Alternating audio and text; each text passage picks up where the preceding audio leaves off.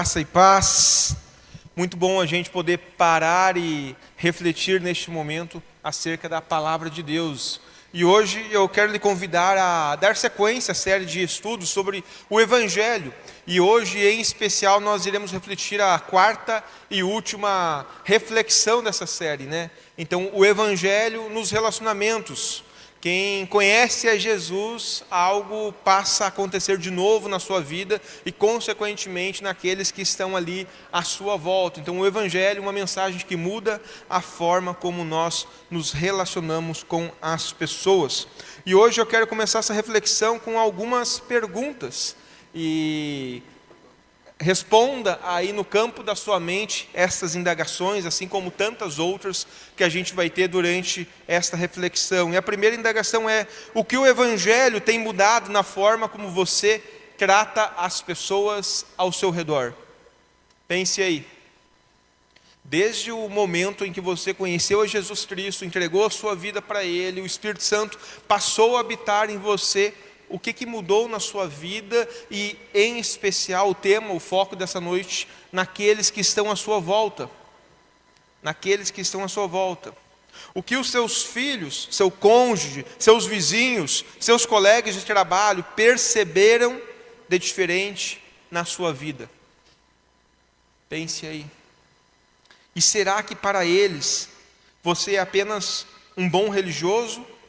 Ou alguém que de fato tem vivido o Evangelho encarnado? Você de fato tem respirado e por onde você passa, você deixa o bom e agradável perfume de Jesus. Pense aí. Obrigado, Mateus, obrigado. Bem, quero convidá-los a orar mais uma vez e a gente vai refletir acerca dessas indagações na noite de hoje. Senhor Jesus, nós queremos colocar as nossas vidas no teu altar e rogar a ti que o teu Santo Espírito, por meio dessa reflexão, possa falar ao nosso coração, possa ter liberdade para falar a cada um aqui, aqueles que também estão nos assistindo, tudo aquilo que tem atrapalhado, tudo aquilo que tem nos atrapalhado na forma como nós temos testemunhado a fé na qual a gente diz professar em ti. Que, ó Pai, a partir da noite de hoje, os nossos relacionamentos, os nossos amigos, família, pessoas queridas possam olhar para nós e dizer: uau, essa pessoa é diferente, essa pessoa tem a marca de Cristo, e que nós possamos sair daqui hoje testemunhando isso. É o que eu rogo em nome de Cristo Jesus. Amém e amém. Bem, por que refletir sobre isso tudo? Porque não existe um evangelho que não transforme vidas. Não existe evangelho que não transforme vidas. O evangelho, ele não muda só a forma como a gente canta, ou que a nossa playlist, aquilo que a gente escuta. Ele muda tudo à nossa volta.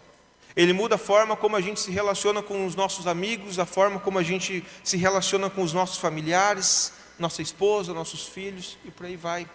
Se o evangelho só muda, por exemplo, a sua agenda dominical, tem alguma coisa errada.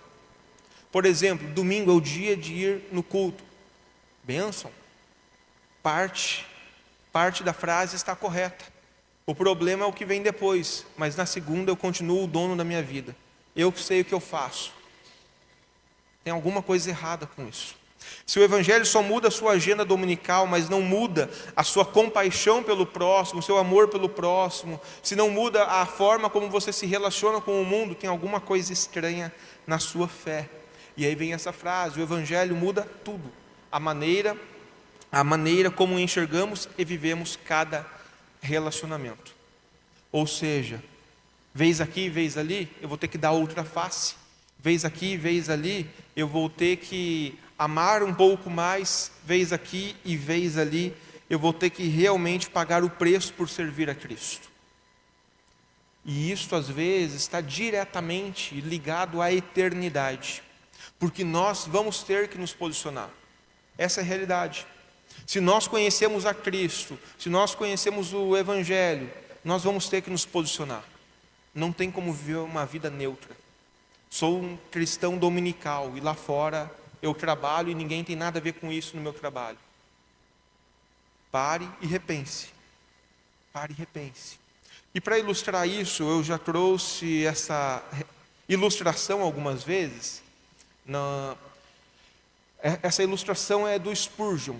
E para mim é um dos principais teólogos, pastores, né, que nós tivemos, o príncipe dos pregadores, como ele é conhecido, né? E ele conta uma ilustração, uma história de um descrente indagando um cristão. E esse descrente, ele chega para o cristão e ele conversa com ele e fala: vem cá, você acredita em céu e inferno? Respondam aí.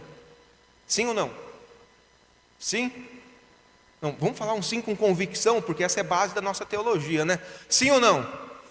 Sim, nós acreditamos em céu e inferno.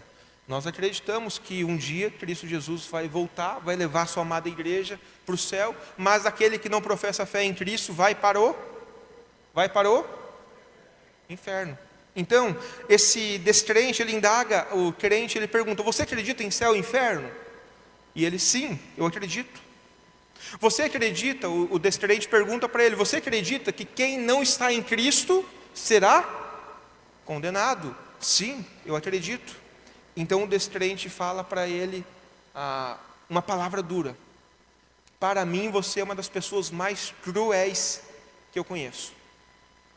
Para mim você é uma das pessoas mais cruéis que eu conheço, porque você crendo nisso, essa sendo a sua convicção de fé, você passa por mim todos os dias e não fala do amor de Cristo Jesus. Vai dizer que isso aí não é um tapa na nossa cara? Isso aí é um esporro. Como alguém pode dizer que crê no inferno, que crê que quem não conhecer a Cristo um dia será condenado, e essas pessoas passam pelas nossas vidas todos os dias e a gente não faz nada? Nada. E é isso que o descrente, nessa ilustração de Spurgeon, está chamando a atenção. Se o Evangelho, portanto, ele não alcança os nossos relacionamentos, do que vale a nossa fé? Do que vale? O primeiro tópico dessa noite tem por objetivo: o Evangelho nos relacionamentos, ela é uma ordem. E ela é uma ordem imperativa, direta do próprio Senhor Jesus. Abra sua Bíblia em Mateus, capítulo 28. Mateus, capítulo 28, versículo 18 ao 20. Então Jesus aproximou-se deles e disse: foi-me dado toda a autoridade nos céus e na terra. Portanto, vão e façam discípulos de todas as nações, batizando-os em nome do Pai, do Filho e do Espírito Santo, ensinando-os a obedecer a tudo que eu lhes ordenei, e eu estarei sempre com vocês até o final dos tempos. A gente vê aqui uma ordem direta. Não é um convite: olha, se hoje você acordou de boa com a vida, tuas contas estão em ordem, se hoje você teve uma noite feliz, hoje então, beleza, você vai anunciar Cristo. Não é um convite opcional, não é um desafio para aquelas pessoas mais animadas, sabe? Aquelas pessoas mais alegres, felizes na igreja. Não é um desafio às pessoas mais animadas, é uma ordem, é um imperativo a todo aquele que professa fé em Cristo Jesus. Jesus não está dizendo assim: olha, se é possível, você fale. Se é possível, você fale ao seu amigo. Ele não está falando isso. Ele simplesmente está dizendo: olha, eu quero que você vá, e eu quero que você faça discípulos. É uma ordem direta. Isso significa que a nossa fé não pode ser vivida em isolamento. Não tem como eu professar Cristo Jesus como meu Senhor, Salvador, e não me importar com as pessoas, não me relacionar com as pessoas. O Evangelho sempre vai me lançar em direção às pessoas. O Evangelho sempre vai me lançar em direção às pessoas. E eu gosto muito de uma frase, pode passar, de Stott. Stott, ele diz: o cristão não pode se contentar em apenas crer, ele é chamado a transmitir. Ou seja, eu e vocês estamos aqui, é um momento de culto ao Senhor, a gente vai ouvindo a palavra de Deus, a gente vai crescendo no conhecimento bíblico e ensino, mas tudo isso precisa ser aplicado lá fora. Lá fora a gente vai transmitir, lá fora a gente vai anunciar, lá fora a gente vai impactar vidas. Então tudo isso precisa se tornar prática em nossas vidas. E aqui eu faço algumas indagações. O seu lar, ele é um campo missionário. Antes de você discipular na rua, a gente precisa discipular em casa. Antes de você ser conhecido na rua, a sua esposa, os seus filhos, seus parentes precisam crer e ver que você realmente conhece o Evangelho, vive o Evangelho e morre pelo Evangelho. O seu vizinho, ele é um campo missionário. O seu vizinho, talvez ele nunca pise aqui na igreja, mas ele está olhando a sua vida, e você é a melhor pregação que existe. Eu sempre falo e ilustro isso, já ilustrei várias e várias vezes aqui. Eu não vim de uma família cristã, a minha mãe tem por base o espiritismo, e eu cresci na minha juventude, adolescência para a juventude, indo em centro espírita. Mas eu tinha um cristão na minha rua, e aquele homem, ele congrega até hoje na Assembleia de Deus. Aquele homem, um dia que eu conhecia Jesus, o dia que eu me batizei, ele me atacou e falou: Vini, eu oro pela sua vida desde que você tinha 9, 10 anos, para que você conhecesse a Cristo Jesus. Está entendendo? Ele orava pela minha vida muito antes de saber se eu iria conhecer a Cristo, se um dia eu ia me entregar a Cristo, se eu ia me entregar na igreja na qual ele congregava. Ele só queria que eu tivesse um encontro com Jesus. E anos depois, ele vai lá e ele fala isso. Eu orava no secreto pela sua vida, para que você tivesse um encontro com Jesus. Bem, o seu vizinho, ele pode nunca entrar aqui, mas a forma como você se comunica com ele, no bom dia, boa tarde, boa noite, vamos tomar um tererê, vamos conversar sobre a vida, simplesmente você pode estar anunciando Jesus a ele, de uma forma indireta.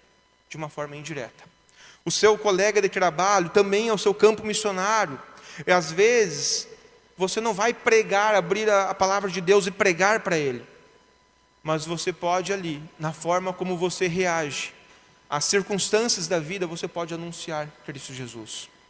Todos, sem exceção, possuem dias maus. Todos, um dia chega triste no trabalho porque brigou com o filho, com a esposa, porque alguém está doente, porque a dívida bateu. Todos. E nessa hora você pode ser uma palavra de encorajamento, uma palavra de bondade, uma palavra de apoio, e ver ali aquele coração sendo transbordado por Cristo Jesus. Bem, Billy Graham, talvez um dos maiores evangelistas da nossa era, né, que nós tivemos a oportunidade de conhecer, ele diz: o maior testemunho que podemos dar ao mundo não está no púlpito, não está dentro da igreja, mas na forma como vivemos Cristo diante dos homens, na forma como eu e você vivemos Cristo diante das pessoas. Onde eu chego com isso aqui? Não existe relacionamento neutro, não existe. Não existe. Ou você é luz, ou você é trevas.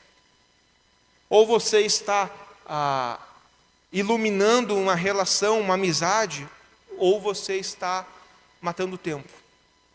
Não existe relacionamento neutro. O silêncio dos cristãos, muitas vezes, ele é mais devastador do que o grito do ímpio.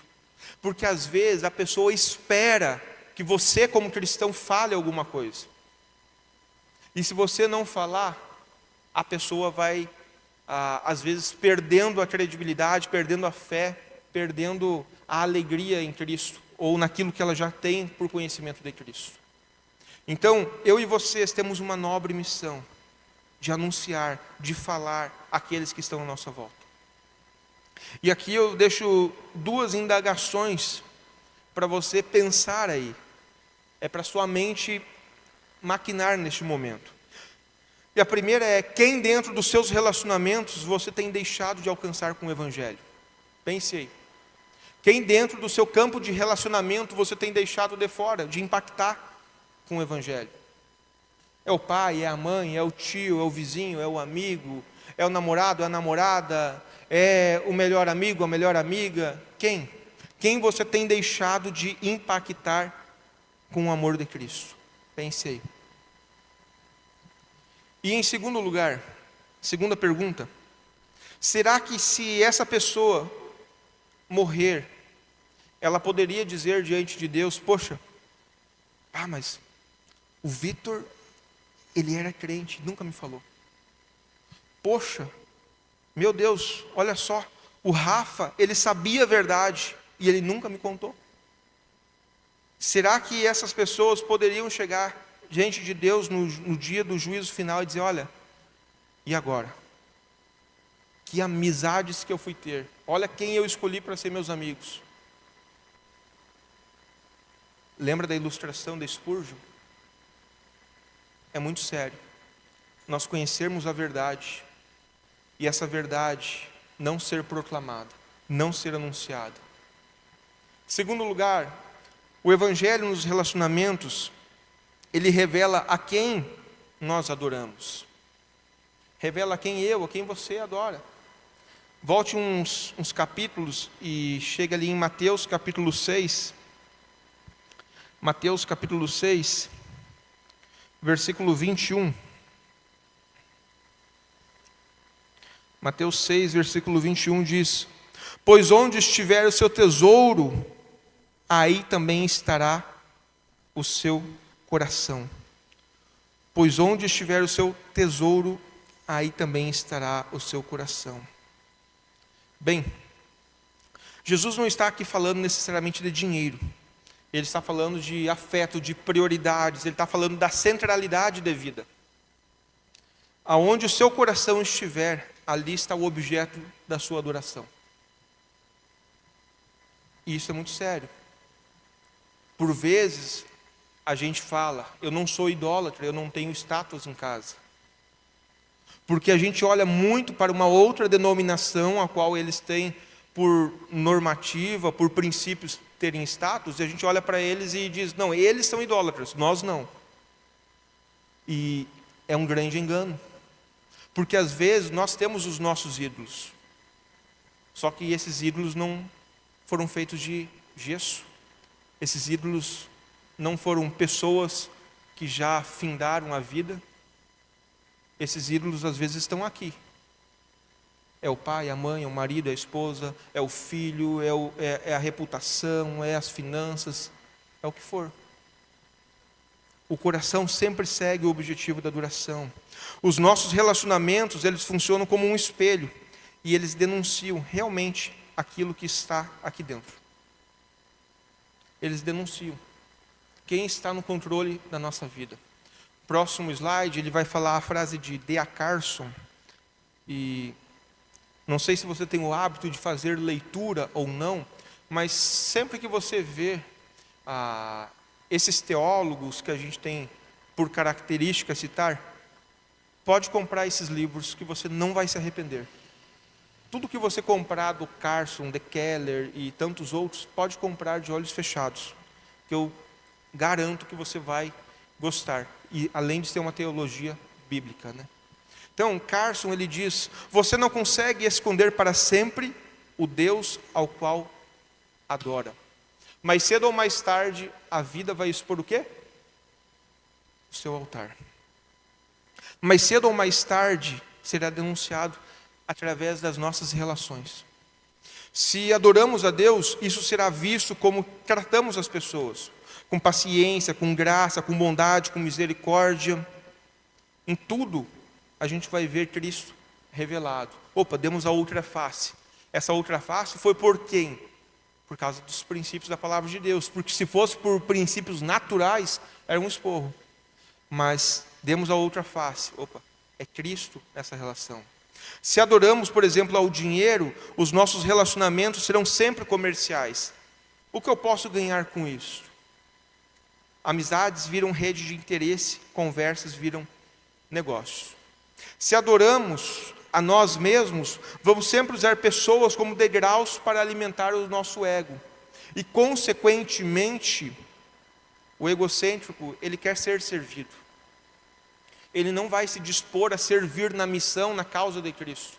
Porque ele quer ser servido, o objeto de serviço, e não ele se doar em relação a alguém. Então, relações passam a ser por conveniência. Esse aqui me serve, esse aqui não me serve mais. Se adoramos o conforto, vamos evitar qualquer relação que custe algo. E às vezes a gente deixa de se relacionar com as pessoas porque cá entre nós, se relacionar com as pessoas tem um custo, tem um preço. Tem dias que está tudo muito bem, tem dias que não. Então a gente vai ter dificuldade em discipular alguém, em amar alguém, porque isso exige de nós sair da zona de conforto. Então, tudo isso vai revelar o quê? Algo que está dentro do nosso coração. E o que está dentro do nosso coração muitas vezes? É um pecado oculto. O próximo slide, Tim Keller, ele vai dizer: todo pecado no fundo é adoração errada. É trocar o Deus verdadeiro por um ídolo que não pode salvar. É trocar o Deus verdadeiro por um ídolo que não pode salvar. Então, onde eu chego com isso? Você não precisa anunciar em voz alta quem é o seu Deus. Os seus relacionamentos vão anunciar isso. Os seus relacionamentos vão dizer: o meu Deus é o meu trabalho, o meu Deus é os meus estudos, o meu Deus é o meu namoro, o meu Deus é o meu casamento, o meu Deus é o meu filho, o meu Deus é o meu corpo, eu tenho que ir para a academia, eu tenho que ter os músculos. O meu Deus é isso e aquilo. Está entendendo? Como você trata seus pais, seus irmãos, seu cônjuge, tudo isso vai testemunhar aonde está o seu altar. Pergunto: o que os seus relacionamentos dizem sobre quem realmente você adora? O que eles dizem sobre quem você adora? Eu me lembro de uma menina que a gente ganhou para Jesus em Santa Maria, a Suzy. Hoje eles estão retornando para Campo Grande. O marido dela é major da base aérea. E o Barros, que é o major, ele, por ser militar, por ser piloto de helicóptero, sempre quis ter aquele estereotipo malhado, bombadão e tudo mais. E quando eles estavam namorando e ela conheceu a Jesus, ela começou a ver o quê? Ele estava dedicando mais atenção para ir cuidar do corpo do que estar com ela, do que servir na igreja e tudo mais. E ela chegou numa conclusão. Ela pegou e falou para ele naquela época o seguinte: olha, eu não posso me casar com alguém como você. Você colocou o seu corpo em primeiro lugar. Você tem que malhar, malhar, malhar, ficar forte. E isso está errado. Você criou um ídolo. E demorou muito. Mas foi muito legal o dia que ele pregou e ele anunciou isso, que era um pecado dele. E ele pregou e ele anunciou isso como um pecado. Foi muito legal ver o quebrantamento dele e aquilo impactou muitas vidas. Posteriormente eles reataram, estão casados hoje, já tem um baby. Mas uma coisa que às vezes talvez ninguém dê bola, mas ele vivia intensamente aquilo, cuidado do corpo, e por trás razões erradas. Não era apenas o corpo, né? Não era apenas ter uma boa saúde. Deu para entender, né? Então, o que seus relacionamentos dizem sobre você? A quem você realmente adora? Se alguém olhasse apenas para a forma como você se relaciona, sem ouvir uma palavra sua, conseguiria perceber que você é um servo, um discípulo, um seguidor de Cristo? Pense aí. A pessoa poderia dizer: não, realmente, aquela pessoa lá é diferente. O nosso ambiente de trabalho ele é diferente, porque tem aquela pessoa na nossa equipe, porque algo habita nela, e a gente sabe que é o Espírito Santo. Alguém poderia dizer sobre isso? Bem, em terceiro e último lugar, o Evangelho nos relacionamentos, ele nos lembra algo muito importante. Ele nos lembra da eternidade. Abrem Atos capítulo 4, versículo 12. Atos 4, versículo 12. Vai dizer o seguinte: não há salvação em nenhum outro, pois debaixo do céu não há nenhum outro nome dado aos homens pelo qual devamos ser salvos. Vendo a coragem de Pedro, de João, perceberam que eram homens comuns e sem instrução. Ficaram admirados e reconheceram que eles haviam estado com Jesus. Não há salvação em nenhum outro debaixo do céu, e não há nenhum outro nome dado aos homens pelo qual devamos ser salvos. Esse texto é uma das nossas pedras angulares do Evangelho, né? As pessoas, elas são finitas. Elas são infinitas. Elas nasceram, vão morrer aqui, mas vão passar uma eternidade em algum lugar. E essa eternidade em algum lugar poderá ser o céu, poderá ser o inferno. Então, cada vizinho, cada colega de trabalho, cada familiar, aquele primo, aquela tia, todos eles caminham numa direção eterna. Todos, sem exceção. Todos eles vão para algum lugar algum dia. Todos eles. Um dos livros mais conhecidos dentre o povo de Deus, O Peso da Glória, de C.S. Lewis, ele fala uma frase muito impactante. Pode passar? E ela diz: não existem pessoas comuns. Você nunca falou com um mero mortal. Cada pessoa que você encontra será um dia criatura imortal, ou da glória, ou do horror. Ou, em outras palavras, ou da graça divina no céu, ou da ira no inferno. Isso significa, mais uma vez, não existe relação neutra. Você não pode achar que está apenas convivendo com alguém, sem achar que essa pessoa um dia vai para um lugar ou outro. De nada adianta ser o meu melhor amigo aqui. De nada adianta ser minha namorada aqui. De nada adianta ser o meu marido, o meu pai, o meu filho aqui, se eu não olhar para essas pessoas com os olhos da eternidade. Mais dia ou menos dia, a conta vai chegar. E aqui não interessa se a pessoa era boazinha. Nós não somos universalistas, nós não queremos que todos vão para o céu. Um dia, a conta vai chegar. E nesse dia, de nada adianta a pessoa ter sido correta, nunca foi negativada, a pessoa era um bom exemplo na vizinhança e tudo mais. Sem Cristo vai para o inferno. É só olhar para o ladrão na cruz. É só olhar para o ladrão na cruz. Se o cara que aprontou a vida inteira, ao findar da vida, reconhece Cristo Jesus como Senhor Salvador, é salvo, o cara pode ter feito tudo errado hoje, aqui e agora, mas com Cristo ele é salvo. O seu melhor tio, o melhor vizinho, o melhor amigo, sem Cristo, está condenado. Então, onde eu chego com isso? Um amigo sem Cristo não é apenas alguém divertido para você estar junto. É uma alma que sem arrependimento, sem fé, vai acordar no inferno um dia. Um colega de trabalho sem Cristo não é só um parceiro na sua equipe, aquela gente boa para a gente fazer uma atividade no trabalho. É alguém que precisa desesperadamente de Cristo Jesus. Um parente sem Cristo não é apenas alguém difícil de lidar naquelas festas da família. É alguém que precisa conhecer a Jesus, ser transformado por Jesus. Ser transformado por Jesus. Quem aqui já assistiu o filme da música aquela Eu Só Podia Imaginar? Assistiram? Para mim, esse filme ele é muito real sobre isso aqui.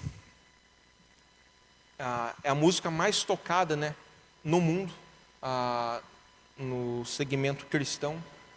E essa música ela relata a história de um pai abusador que batia no filho, de um pai que sempre prejudicou a sua família, mas que ali, quando ele teve um encontro com o Evangelho, a sua vida foi transformada. Ele e o filho conseguiram se reatar a amizade, a relação, e o filho, o músico, depois escreve essa música. Eu só podia imaginar. Então, um parente sem Cristo, ele vai para o inferno. Mas se essa pessoa conhecer a Jesus, independente de ter sido esse pai destrutivo a vida toda, ao findar da vida, como naquela história real, já com câncer aquele homem, ele vai passar a eternidade com Cristo. Bem, John Piper, um dos maiores pregadores da nossa atualidade, ainda vivos, né? A maioria que a gente cita não estão mais entre nós, mas Piper sim. Ele diz: A realidade do inferno deveria colocar um peso missionário, veja só, um peso missionário em cada palavra que falamos. A realidade do inferno deveria fazer com que eu e você olhasse lá fora como um campo missionário. E aqui eu pergunto para você: você tem chorado, tem orado, tem falado com Jesus e com as pessoas sobre a eternidade? Pense aí. Quando foi a última vez que você chorou pelos perdidos? Quando foi a última vez que você interrompeu uma conversa para falar do amor de Cristo? Quando foi a última vez que você realmente sofreu, teve compaixão de alguém? A forma como eu e você vivemos o Evangelho vai falar claramente na forma como eu e você se relacionamos com as pessoas. Nós não cremos apenas para vir num domingo. Nós cremos para, enquanto aqui, anunciar. Bem, isso vai revelar se eu e vocês estamos vivendo ou não. Concluindo, enquanto o nosso grupo vai chegando, missões, ela não começa do outro lado do país, ela não começa do outro lado do mundo, mas ela começa na sua rua, na sua família, no seu círculo de convivência. Antes de você atravessar oceanos para falar de Cristo, você precisa fazer alguma coisa na sua casa, com aqueles que sentam à mesa com você. Eu digo isso porque eu já organizei 2 viagens missionárias. E a gente levou na base de 17 pessoas para aquele país, naquela experiência. E era muito interessante. Muitos queriam ir. E a gente fazia aquele questionário, perguntando. Mas só nas perguntas, tu já descartava 90%. Porque a pessoa não falava de Jesus na sua igreja, na sua comunidade de fé, não falava de Jesus entre os seus familiares, mas queria falar de Jesus lá na Europa. Ali 90% já descartava. Então comece onde você está.